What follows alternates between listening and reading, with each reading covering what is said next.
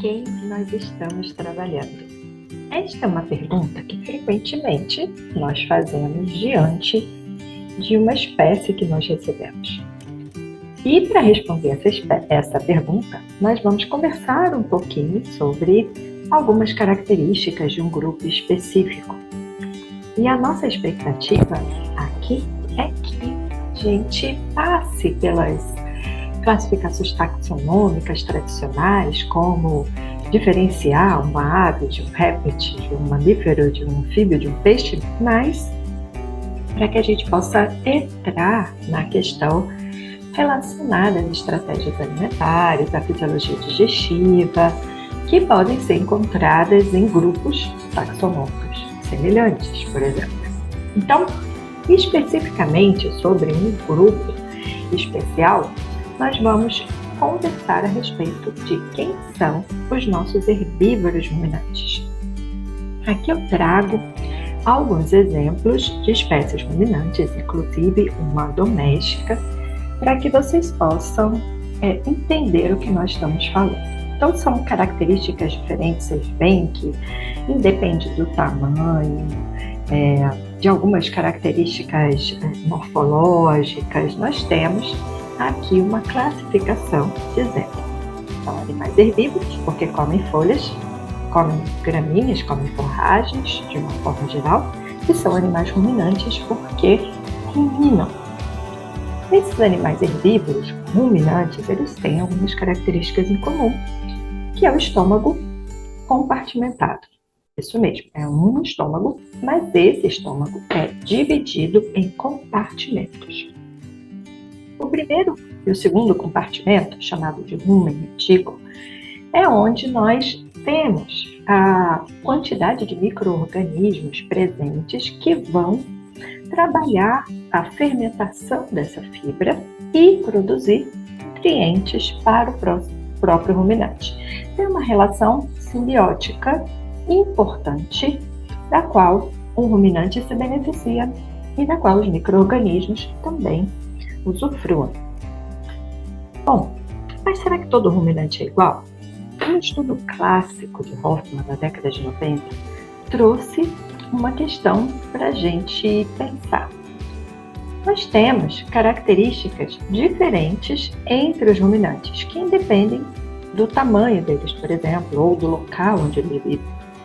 São características muito mais relacionadas ao tipo da dieta, do ingrediente que eles consomem, do que a outras questões em si, como clima, tamanho corporal, enfim. E ele trouxe algumas características que poderiam ser descritas para 3 tipos de ruminantes. Um ruminante mais seletivo, um ruminante menos seletivo, ou grazer, e aquele que seria um intermediário entre essas 2 categorias. E durante muitos anos posteriores, com mais estudos, algumas características morfológicas que foram direcionadas para a classificação de uma determinada espécie ou outra, elas foram mostrando também algumas controvérsias e alguns estudos mais atualizados do próprio Hoffman. Mas eu sempre gosto muito de trazer esse estudo porque ele diz pra gente que nem todo ruminante é igual. E é nesse aspecto que eu queria que nós firmássemos o nosso pensamento. Nós temos aqui uma característica muito particular desse compartimento que nós chamamos de rumen retículo em relação ao animal que é um pastejador, um animal não seletivo, um grazer, para um animal mais seletivo, ou um browser. Isso quer dizer que está relacionado muito mais ao tipo de alimento que essas espécies consomem. Enquanto os grazers são adaptados a dietas de alta fibra, e essa fibra, uma vez ingerida, ela vai formando uma verdadeira peneira, uma rede, que funciona como uma peneira para que, à medida que o animal regurgite, rumine, ele vai remastigando essa fibra e transformando em partículas menores que vão passar para os demais compartimentos. Enquanto um browser, Ele já é um animal mais especializado, mais seletivo para tipos de leguminosas, alimentos com menores quantidades de fibra. Isso faz também uma diferença. A diferença onde? Na composição desses itens alimentares e na forma como eles se dispõem, por exemplo, no rumen.